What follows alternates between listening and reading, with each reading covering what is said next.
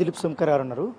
Sir మీరు entire episode దాదాపు 3 రోజుల నుంచి మీరు ఫాలో అవుతున్నారుగా. తను ఇచ్చిన ఎవిడెన్స్ అన్నీ చూసిన తర్వాత మీకు ఈ కేసులో అసలు ఏమనిపించింది ఏంటి? అతను చాలా ఆరోపణలు చేస్తున్నాడు లావణ్య మీద, మీరు అబ్జర్వ్ చేసింది ఏంటి? అతను హేతుబద్ధమైనటువంటి ఆరోపణలో ఆధారభూతమైన ఆరోపణలు చేస్తే నేను కాదు, ఒకవేళ రాహుల్ రస్తోగి గారు కానీ హరీష్ సాల్వే గారు వచ్చినా కూడా ఈ కేసుని ఇవి చేయలేరు. ఈ రకమైనటువంటి గాయాలకు ఆ పిల్లలను లోన్ చేసిన తర్వాత, ఈ రకమైనటువంటి గాయాలకు సంబంధించి ఆ అమ్మాయి బాధలు పడ్డ తర్వాత బూతులు తిడుతుంది అంటే, ఈ రకమైనటువంటి గాయాలు, ఈ రకమైన గొడవలో 11 సంవత్సరాల జీవితాన్ని దుర్భరం చేసి ఆ అమ్మాయిని కడుపులు భయం చేసి ఆ అమ్మాయి హాస్పిటల్ మయమై ఆ అమ్మాయి ప్రెగ్నెన్సీలు తీయించుకుందో మిస్క్యారేజ్ అయిందో, ఈ రకమైనటువంటి పరిస్థితులు రిపోర్ట్లు పోలీసులు సబ్మిట్ చేసిన తర్వాత దర్యాప్తు చేయరంటారా? నువ్వు ఒక అమ్మాయిని వదిలించుకోవాలన్నప్పుడు అమ్మాయికి అక్రమ సంబంధం అంటగడతావా? నువ్వు ఉంటుంది ప్రీమియం విల్లాల్లో కదా, నీ మొబైల్కి సంబంధించి ఓటీపీ రాకుండా లోపలికి ఏగా దోమ కూడా రాలేదు కదా. వాడుక భాషలో మనం మాట్లాడుకుంటే మస్తాన్ సయానోడు ఎప్పుడు వచ్చాడు? ఈ అమ్మాయిలతో నువ్వు మాట్లాడిన రికార్డింగ్లో అమ్మాయిలతో మాడినప్పుడు ఏం చెప్పావు?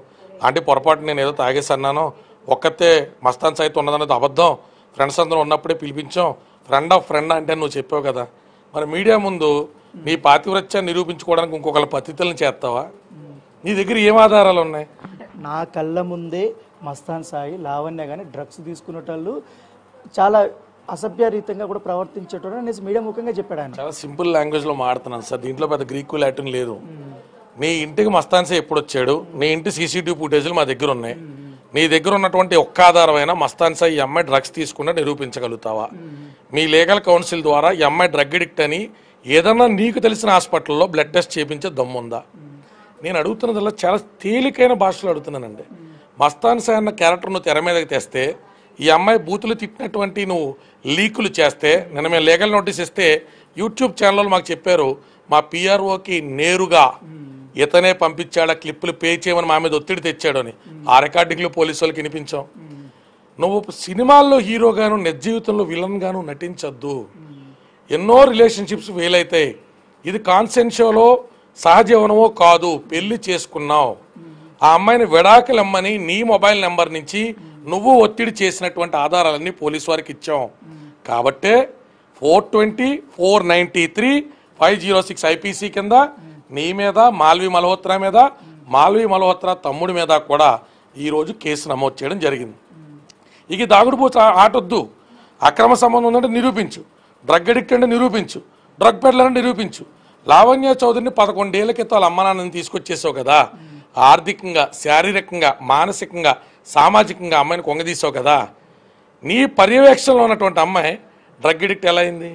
నీ పర్యవేక్షణలో ఉన్న అమ్మాయి తాగుబోతే ఎలా అయింది? కాసేపు ఫర్ ఆర్గ్యుమెంట్ సేక్ నువ్వే నిజం అనుకుందాం అంటే నీకు అలవాట్లు ఉంటే అమ్మాయికి అంటించావా? ఆ అమ్మాయికి అలవాట్లు నువ్వు అంటించుకోకుండా ఉన్నావా పతివ్రతలాగా?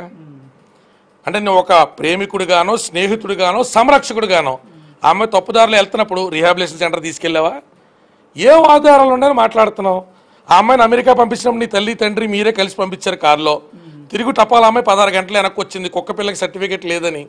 నువ్వు ఆ కారులో వెళ్ళినటువంటి తల్లిదండ్రులకి నీకు తప్ప ఆ అమ్మాయి తిరిగి ఇండియా వస్తుందన్న సంగతి ఎవరికీ తెలియదు. ఢిల్లీ నుంచి హైదరాబాద్ వస్తున్నటువంటి అమ్మాయిని సడన్గా వచ్చి పోలీసులు డ్రగ్ కేసులు ఎలా అరెస్ట్ చేశారు?